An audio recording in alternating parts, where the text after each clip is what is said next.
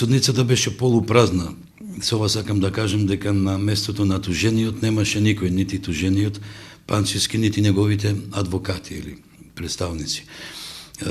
Причината за тоа наводно е дека имало неуредна достава, меѓутоа се докажа дека неговата покана ја примила неговата мајка, со која што заедно живеат во семејство, што на некој начин се рачуна за уредна достава, што значи дека бил информиран и требало да биде обезбедено неговото присуство.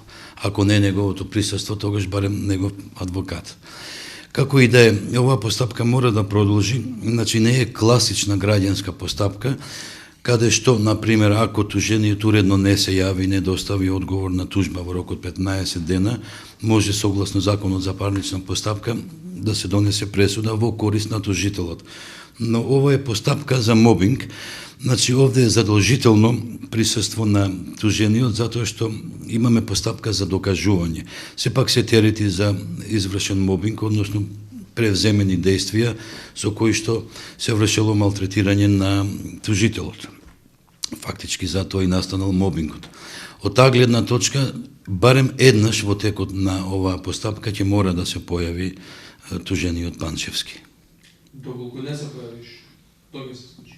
Знаете што, ова не е кривична постапка за да мора да се приведува, меѓутоа додека ако и наредниот пат не се појави, тогаш судот ќе мора да продолжи со работа, односно со разгледување на доказите на тужителот и секако тужбеното барање ќе го усвои и во негово отсуство. Значи, да ви кажам нешто, во принцип, со самото тоа што нема да се појави, да кажеме евентуално, нели да карикираме, или нема да дојде на ниедно рочиште, тужениот докажува вина, односно дека го вршил самиот мобинг, пошто е граѓанска постапка, нели?